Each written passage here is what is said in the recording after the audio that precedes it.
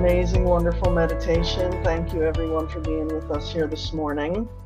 I'm going to share with you a bit of my own spiritualist journey today. Some of you may have heard pieces of this talk before, but yeah, I'm really grateful to have found Celebrate Life. I found Celebrate Life back in 2008. I had been involved with a spiritual community here in San Francisco for about 20 years.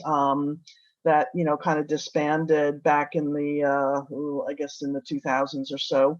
But someone in my community there invited me to an event where I met Reverend Drew, and this was back in 2008. It was wonderful to meet Reverend Drew, and he invited me to speak. This was when Celebrate Life, he was still doing gatherings at the Women's Building in San Francisco on Wednesday nights. So that was my first opportunity to speak at Celebrate Life. And I guess it was shortly after that they moved to our current location. So, and the truth is that when I came to Celebrate Life, honestly, I didn't even really know what spiritualism was. I was just a spiritual type person. I was a community type person. I was already kind of a spiritual leader in our community. And I really just started using the space for some of my own classes and events. But then, was continued to invite to speak there. And but slowly over time, I started learning really what spiritualism was. And what I realized is that I had been having spiritualist experiences. Well, the ones that I can remember were, starting back in high school, in the house that I grew up in. The way the place was set up, we at one point added on a bedroom extension for my sister and I as the family grew.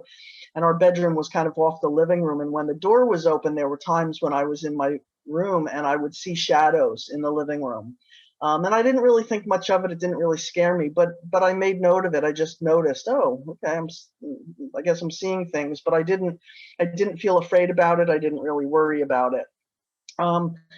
Kind of back in the early 80s too, some of the next experiences I had is my grandparents had a very large house one town over from where I grew up, and they used to travel in their RV, so I house sat for them. And this was a big house with an attic, and it was, when we were kids, it was kind of spooky. We used to feel like there were spirits up there somewhere, and but we really didn't know, of course. So, but when I stayed there by myself, for weeks at a time, I think it was one of the last nights I was there before they came home. I could swear that one of the doors that I had left either open or closed when I went to bed was the other way around when I woke up. And fortunately, I'm very intuitive, and I didn't feel afraid about this, but I did notice it. And then years passed. I guess it was now the early 90s. I had moved to San Francisco in 1990 with a previous partner, and it was not a very healthy relationship at all. Unfortunately, we broke up a few months after we got to San Francisco.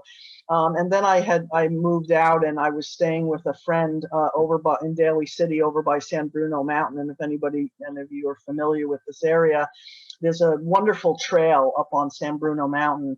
And I used to go up there and, kind of run and walk. And there was a dirt road and had beautiful views of the city and everything. And, unfortunately, in that relationship, I had really gotten away from my spirituality. And unfortunately, it was an abusive relationship. I felt like my partner had almost taken everything from me that she could possibly take, except for what was inside me that she couldn't reach. And, so when I was now out of that relationship and on my own and embarking on my new life, I was up there on the trail on San Bruno Mountain. I remember saying to Spirit, remind me that you're out there. And I kind of knew that Spirit was out there, but I just felt like I needed to be reminded. And literally within a moment of saying, remind me that you're out there, it sounded like there was a runner coming up behind me. I heard like two footsteps on the dirt road. And I felt an energy, almost like a bicyclist was coming up behind me. And I turned around and there was nothing there. So I was like, okay, got it. Thank you, Spirit. And again, it was quick. I love how James said in his meditation that as we put out our intentions, we have to also then do our part and be receptive. It's like, if we're going to ask for what we want, we have to then be willing for it to come and have it. So that was a good experience around that. Um, Shortly after that time that I was living over in Daly City, I moved, found my own place. I got a friend, and we got a place in San Francisco. And somewhere in those next couple of years, some things started disappearing out of my space. Like my phone bills that used to come in the mail just all of a sudden just stopped coming in the mail. And I had this black blazer that I used to really love and wear that was hanging in my closet, and then one day it was just gone and never to be found again. So I used to have this little joke fantasy that there was some spirit out there wearing my black blazer with the phone bills in the pocket, because there was no rationale to why these things had happened. Um, then there was another time, I guess back in the 90s too, where I used to be a massage therapist, and I had a weekly client up on one of the hills here in the inner Sunset in San Francisco. And I was driving my car out of her driveway one night after giving her the massage, and something said to me, "Pay attention." And I just noticed that, and okay, pay attention. So here I am driving back to my house in Montera. I was going down 19th Avenue, and if any of you are familiar with 19th Avenue, it's a very busy thoroughfare in San Francisco, and you can't make any left turns. So I'm driving down 19th Avenue in a car, and I was at an intersection of 19th and Sloat, for those of you that are familiar, and a car makes a left turn right in front of me.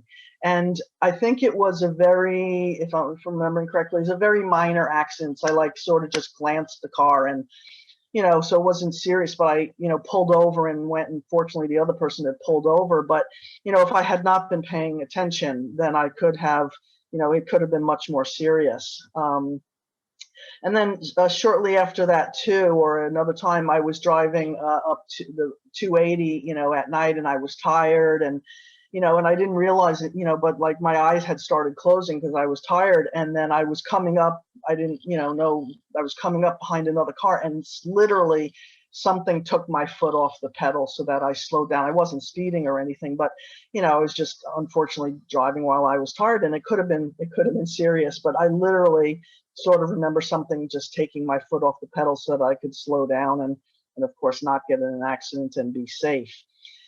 So, already I had had all these many experiences. And then, some of you know that I was in a relationship with my partner, Jackie, for 13 and a half years. And unfortunately, she passed away in 2009. But I had many experiences after that as well. Matter of fact, the weekend that she passed, or the week that she passed, I was down here in San Francisco, and she was up in Grass Valley where we had a house. And I drove up there, of course, that day immediately. And we were actually separating at the time, but we were still figuring everything out. I was still going up there every weekend. We still talked on the phone every day. We had 2 dogs. She had the dogs up there with her.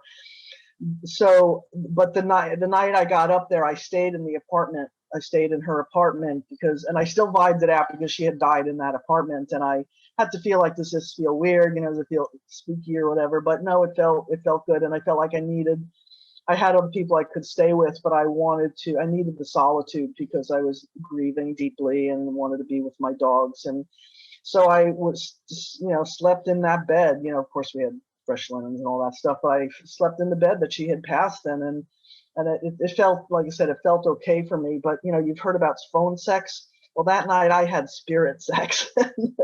It was incredible. So just a little plug for if anybody's had, energetic, sex like that. It was just really, what a gift, what an amazing experience. And actually, let me back up to that, because that was 2009. I forgot to mention that in 2003, my dad died.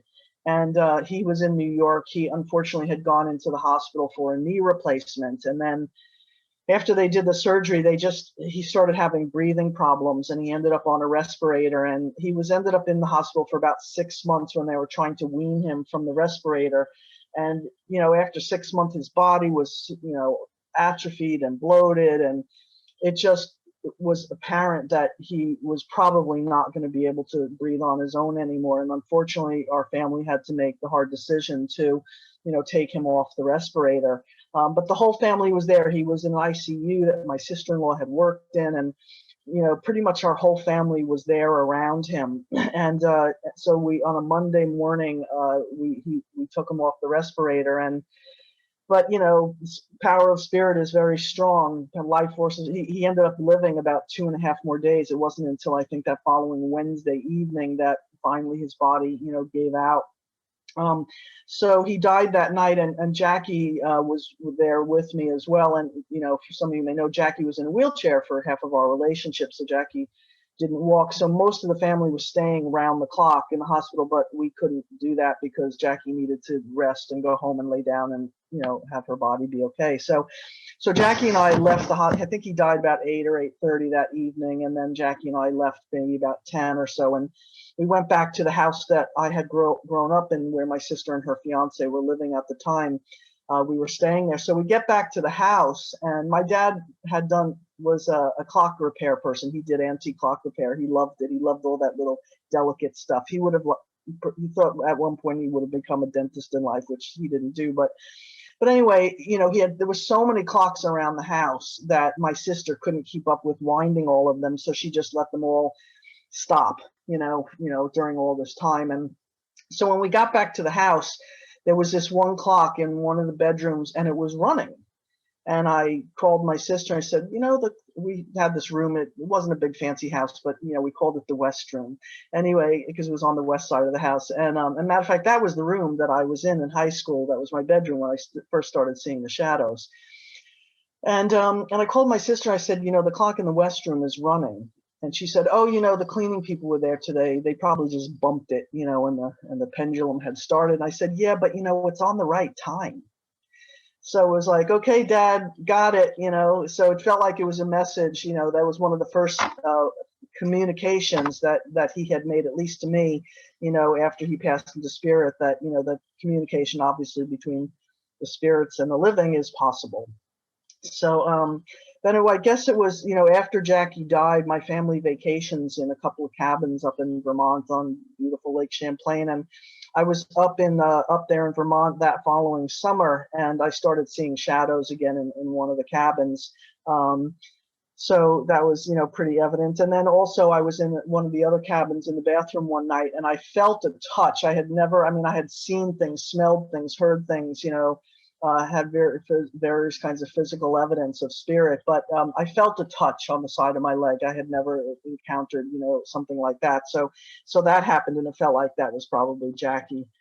And then I think it was a few years after that, maybe about 3 or so years after that, I had started up the evolution training and here in San Francisco, and started creating another spiritual community. And there was a woman that I met through friends who had liver cancer, unfortunately, and a few years later she had passed away. And it was right around the time that Bree died. Her name was Bree, and right around the time that Bree died, that I have a touch lamp on the side of my bed here in my bedroom, and the light started going on by itself. And and it was, I would come home and it was on, I would wake up and it was on, I'd be laying in bed watching TV and the light would go on, and this was pretty regular. And so that was pretty amazing. Way back in 2013 as well, I was giving the Easter talk at Celebrate Life, and I was preparing for the talk that night, and then when I was finished, I was tired and wanted to go to sleep, so I turned off the lights, but the lights started going on. And I was, maybe while I was preparing for the talk, the lights started going on, and it has 3 settings, like low, medium, high, and then off. And it was, it was going on and off, and like it used to go on, but it never used to go off. It was weird. So, but it was definitely very active while I was preparing for the talk, and I, needed to go to sleep and wanted dark in the room. So I said to Spirit, please just turn it off. I need to go to sleep, and it did. So it was pretty amazing. And then for a while after that, it had stopped. The light had stopped going. It was just starting to be a regular thing. But the light had, had not been going on for a while. And then I guess it was about 5 years ago that I went to see that movie Arrival. Maybe some of you guys remember that movie, where I think Jodie Foster and it was the scientists, the astronauts, or whatever, and the ETs or somebody was coming through. It was a powerful movie. Anyway, when I came on, the light was on. So, there was just so many things. And then for many times, many years, the light was off, or or were becoming on. And then and usually I would leave if I would go out at night. I would leave if I left the light off. I'd come home and it would usually be on low. And I think one night I went out and I left it on the medium setting just because I wanted light on when I came home. And when I came home, it was on the high setting. So it was like, it's just, and I guess it's just a regular occurrence in my life, and it's just what happens. So, like I said, I've smelled things like the scent of rose and other, like when I was a kid, I used to, when I used to be in church and they would blow out the candles, there was some kind of a scent that was very prevalent that felt like reminded me of church or something like that. And I smelled that scent many times before, and again, particularly the scent of rose. Some of you here, I know James was probably there, and so anybody else that's here from Celebrate Life would also know that a few years ago, or maybe 4 or 5 years ago, we did a seance at Celebrate Life at the space, and Stephen Herman was leading the seance, and it was very powerful. And eventually, as the spirits were coming in, the lights in the place started flickering, and eventually they just went off altogether. So, it was again just another powerful experience of spirit. So yeah, a couple of summers ago, when I vacationed in Vermont with my family in this beautiful location next to property that used to be in my family, I would often, invoke my dad, and it was a few years ago that I recognized that the wind would come up every once in a while as I was walking. The wind would come up, and one day I just realized, oh, that's Dad. Like I had never recognized that that's what that was. So, I'm sure we all have so many different experiences of, spiritualist contact. I was walking years ago with a friend in Glen Canyon, and she introduced me to Glen Canyon here in San Francisco. It's a beautiful location. And she said she used to go with her dog there, and we were talking about her dog. And all of a sudden, I saw this shadow. I was like, oh, your dog's here. And I don't consider myself a medium, but, I have not really studied or practiced, but obviously I connect with a lot of different experiences. And then Jackie had one brother and his wife. They had adopted a girl in their time, and now she's grown and married, and she has a little one. And this was years ago. They were back. I guess their grandmother on their side had passed, and the little boy, his name was Ridge, and he was very young, like 3 or 4 years old, and apparently the grandmother loved hummingbirds.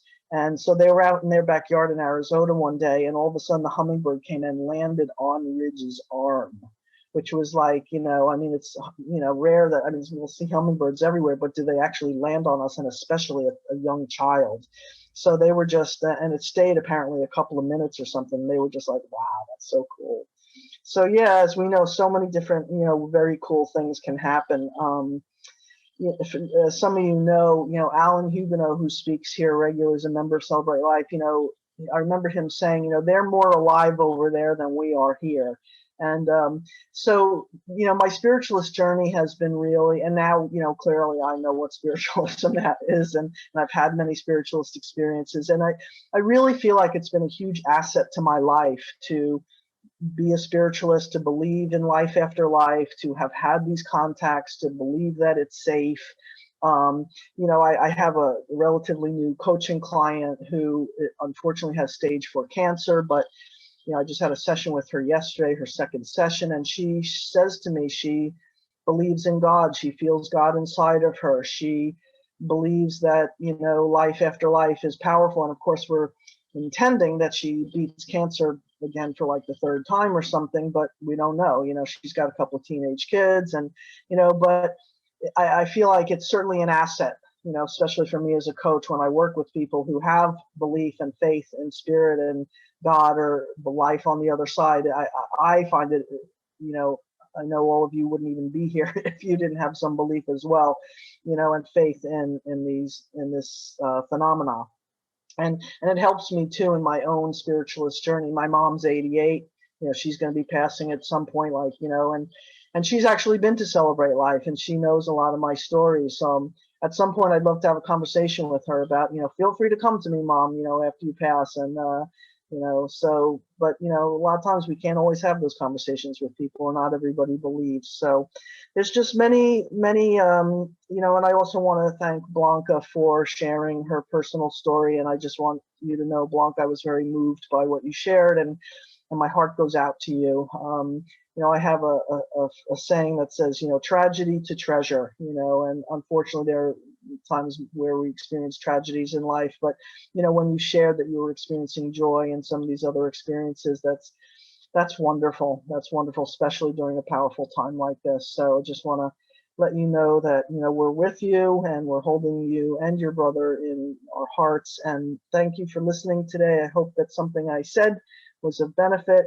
And congratulations for all of us for being spiritualists. And hopefully this is, like I said, we know that this is a value and an asset in our life. And then hopefully I've shared something today that can also be of value to you. So thank you for listening to me. Blessings.